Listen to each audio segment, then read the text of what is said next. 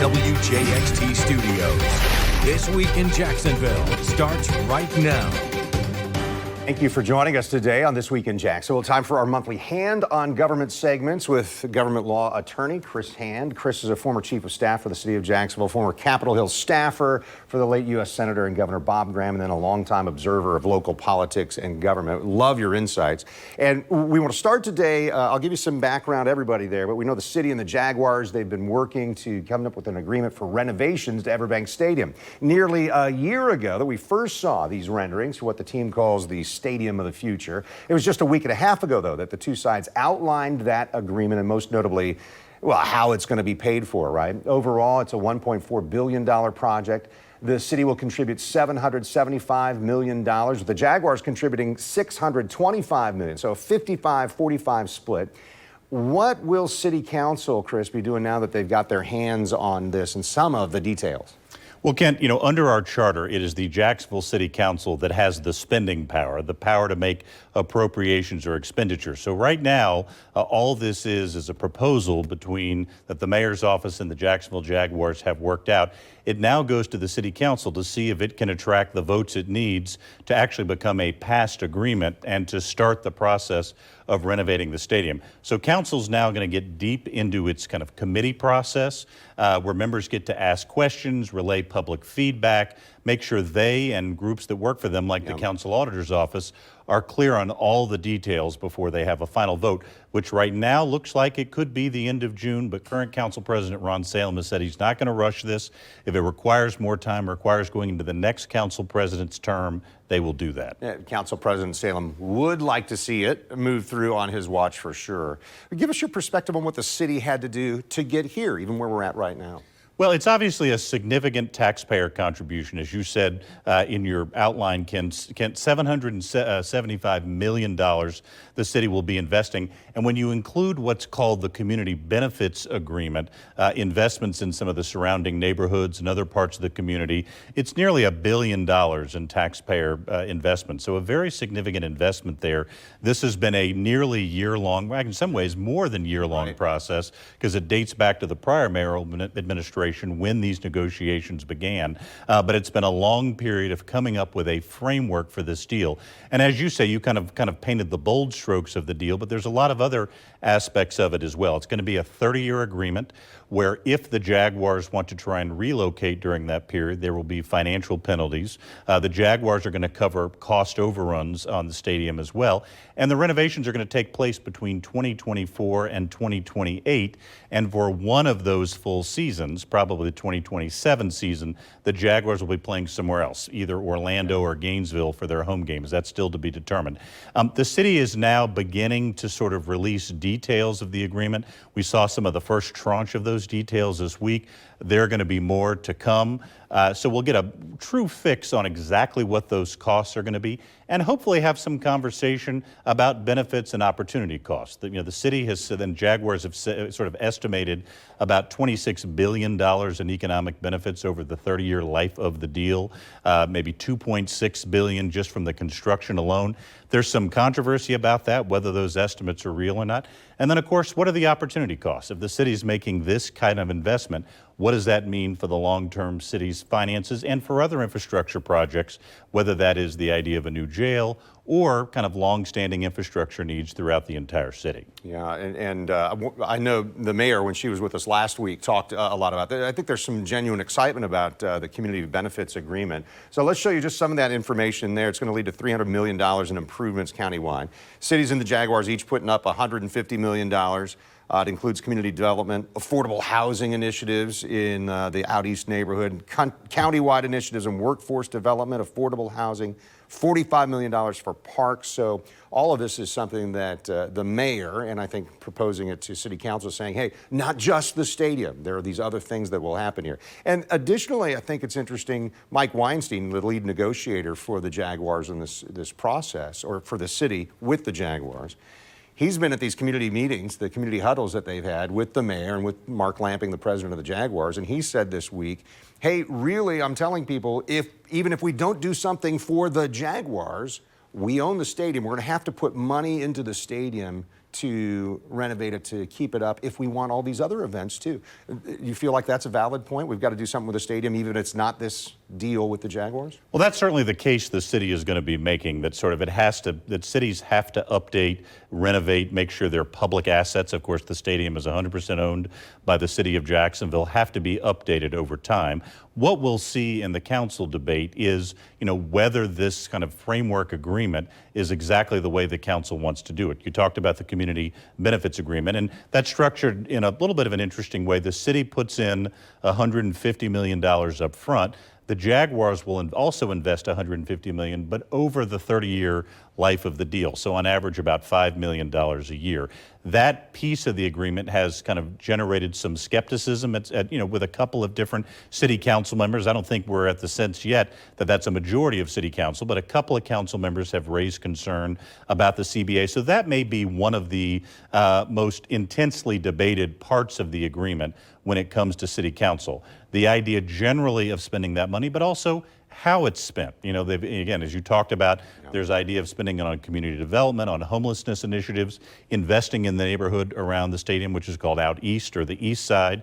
What's not in there, for example, are investing in some of the historic infrastructure challenges around the city. So it'll be interesting to see both the overall amount and the way it's proposed to be used, how that council debate will go. Yeah, and I'm just curious on this, and we'll wrap up and take a commercial, but the council now, do they have an opportunity to say, yeah, we've got this proposal, but we don't like this, we'll take that, we want to change this, there are amendments that happen, and doesn't have to go back to the Jaguars to say, yeah, we're good with that, or is it all in council's hands now?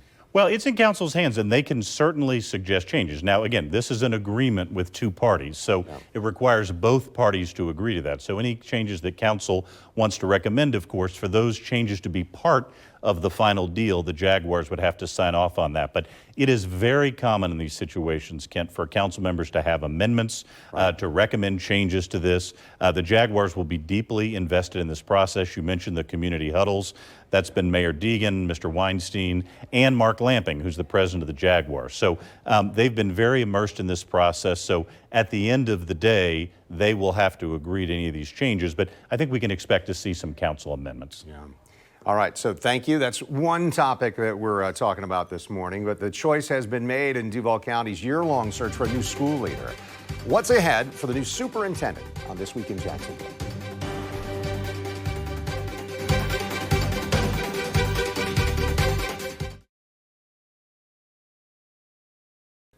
You're watching This Week in Jacksonville with Kent Justice. Chris Hand is our guest today. So roughly a year ago, former Duval County Superintendent Dr. Diana Green announced her retirement, and the district has now lined up a new leader after a nationwide search. Thursday morning, the school board chose Dr. Christopher Bernier as the next superintendent. Most recently, he spent 2 years leading the Lee County School District. That's in the Fort Myers area. And the district, Duval County, will now negotiate a contract with him. The goal is to have him start July 1st. So, Chris Hand, and this is our monthly Hand on Government segment. Chris, when it comes to this, Dr. Green left a year ago as some scandals were just starting to kind of unravel in the school district. Douglas Anderson School of the Arts, for instance, and some teachers there put some pressure on her. She says she left of her own volition, but regardless of those circumstances a year ago, 365 days almost. I mean, here we are a year later, and finally the district has a new leader. At least they've selected one. What do you think the impact is here for a new leader and coming in and the challenges that you face? There's also some financial things going on in the district as well. Well, again, as you say, it has been a year, and this was actually the second time the Duval County School Board tried to hire a new superintendent. They went out first and had sort of a relatively small number of candidates, decided to wait and align the calendar when they might get more, and they did this time, and ended up with Dr. Bernier, who has been leading the Lee County Schools, which is about a 90,000 student district in Southwest Florida. He has other Florida experience. He was a teacher and a principal and an associate superintendent in Orange County, where Orlando is, and then was the chief of staff of one of the fastest growing counties in the country, Clark County, Nevada. So someone who's got a lot of experience and a lot of experience within the state, and the school board came together with a 7-0 vote to approve him. Now, once they do negotiate the contract and once he does start start probably sometime in July. As you say, there are significant challenges facing the Duval County schools, a lot of them financial. You know, the plan that voters passed in 2020 to invest nearly $2 billion in school construction and renovation is now $1.5 billion over budget at this point. So that's why we've seen some of the potential proposals to close as many as 30 schools in Duval County Public Schools. It's also why, you know, because of some of these fiscal pressures that are on the Duval County Public Schools for a variety of reasons, they recently announced they might lay off 700 employees and actually increase class sizes, sort of a perfect storm of financial challenges right now. So those are some of the issues that the new superintendent is going to deal with when he comes into office. And the school board, I think, made a judgment that because of his Florida experience, his experience in other large school districts, that he was of the candidates the one best prepared and most experienced to deal with some of those very significant challenges that he will confront in his new role. Yeah. So Thursday afternoon, just a few hours after the board chose Dr. Bernier, News4Jax reporter Ann Maxwell had a chance to talk with this newly selected superintendent about what he's walking into. I want you to hear from him now. Duval County Public Schools are facing major challenges right now, as you know. Why did you want this job? Oh, why wouldn't you want a job like the one that's available in Duval? Challenges are part of what superintendents and their team and their school boards tackle together, along with the input and the valued community that is Duval County.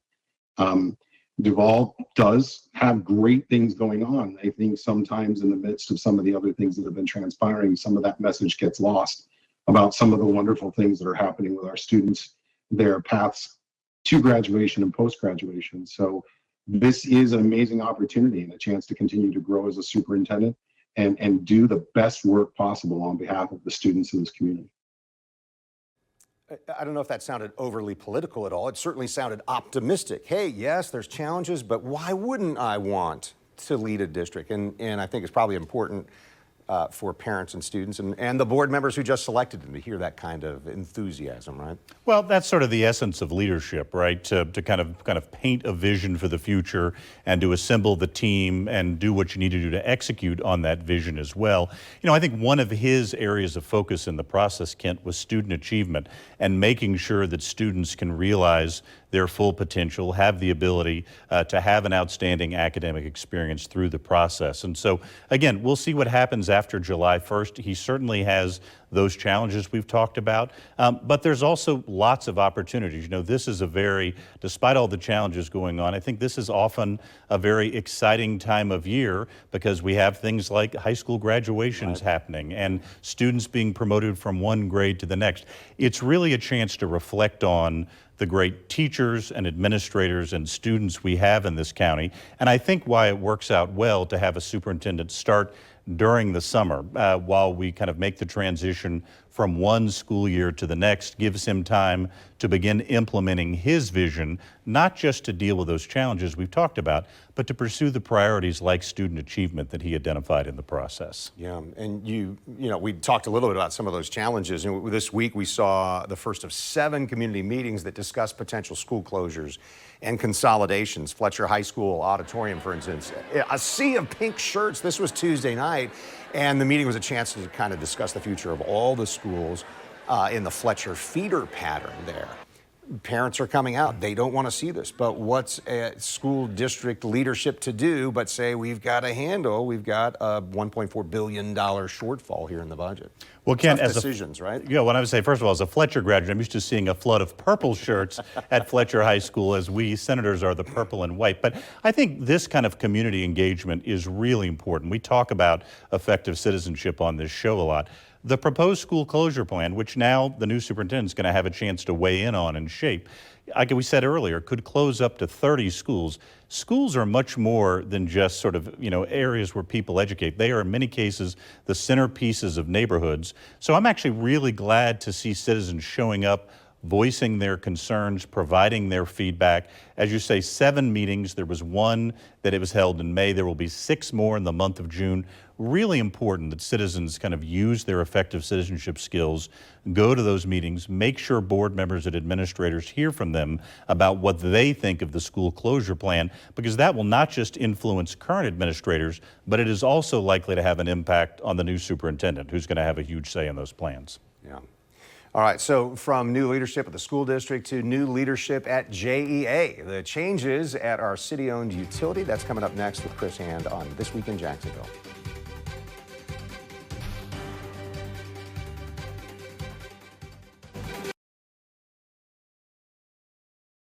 You're watching This Week in Jacksonville on Channel 4. Jacksonville City-owned electric and water utility, JEA, made its choice of an interim CEO a little more official this week. Tuesday, the utilities board approved a contract for Vicki Cavey, annual salary $560,000. She first took over as interim CEO in April. That was after CEO Jay Stowe resigned. Cavey had recently started working for the JEA board as advisor, and then that quick decision to make her interim CEO, it's been raising some eyebrows. A local government law attorney, Chris Hand, is with us today as we continue our monthly Hand on Government segments. And Chris, questions now being raised regarding, I guess, Florida's Sunshine Law and how government business needs to be conducted here. What do you see as this in this announcement for Vicki Cavey as interim CEO? Sure. Well, first of all, to be clear, Vicki Cavey is not someone who is new to JEA. She's had a more than 3-decade presence there. So again, as someone with a lot of experience at this utility, it's not surprising that she would be chosen as the interim leader. It happens at a very important time. As we all know, JEA has been through a very uncertain few years, from the prospect of the utility being sold to the federal trial of 2 of its former executives, one of whom was convicted, to now a new change in CEO. So again, it has been a bit of an uncertain, unstable time for the utility. Bringing her back, someone with a lot of utility experience, specifically at JEA, I think is designed to calm the waters. Some of the concerns who people like Jim Piggott at WJXT have explored this week is whether there were any violations of the Sunshine Law. The Florida Sunshine Law requires that members of collegial bodies like the Jacksonville City Council or the JEA Board cannot discuss public business outside of the public, outside of noticed meetings. And so there have been some concerns raised about that. The City of Jacksonville Inspector General has said that he's looking into that. JEA is looking into it itself. But as we kind of look forward at JEA, once that is resolved, she's been appointed for a year-long term as interim CEO. Unclear at this point whether there will be a general search or whether she'll continue in that role long-term. But a very critical time at JEA, one for the organization itself because of some of those issues of stability we talked about, but also because of big decisions they have to make.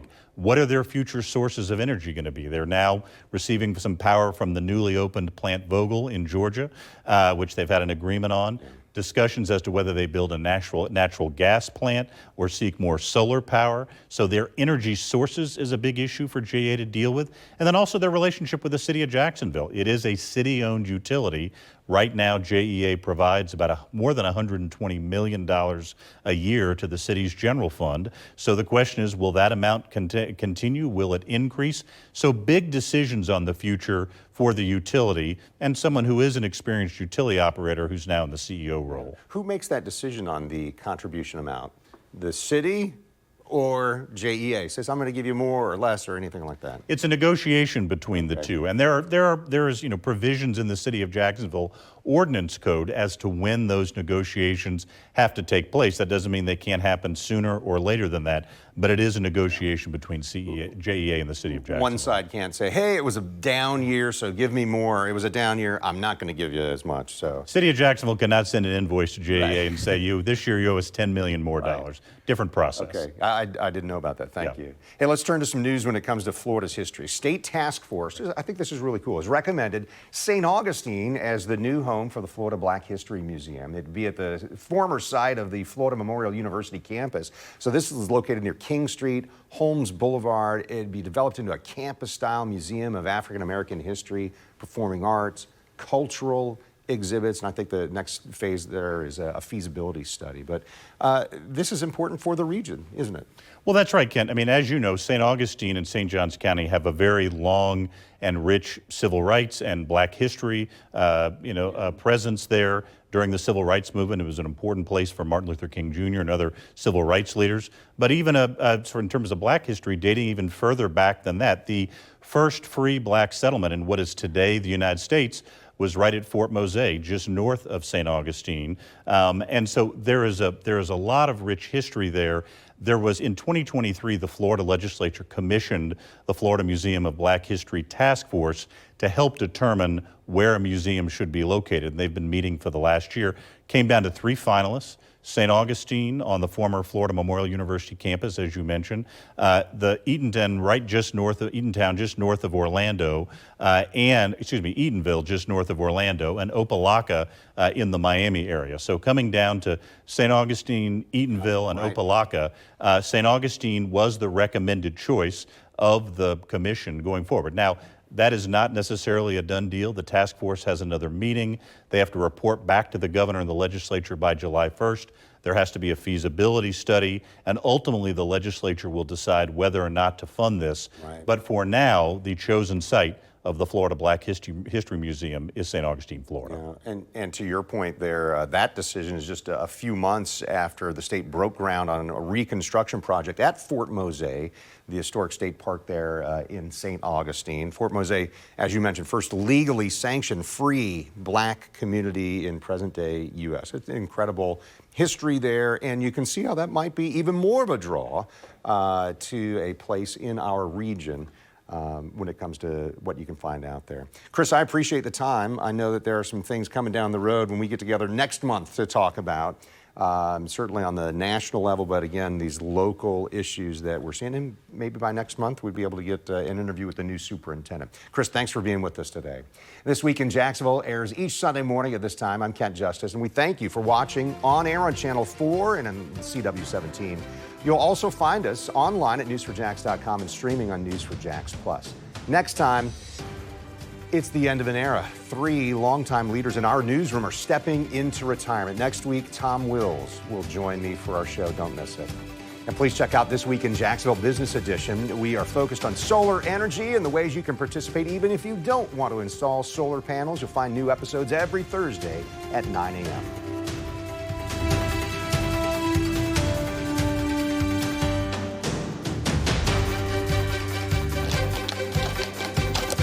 See why every day more people are choosing News 4 Jax, Northeast Florida and South Georgia's #1 source for local news.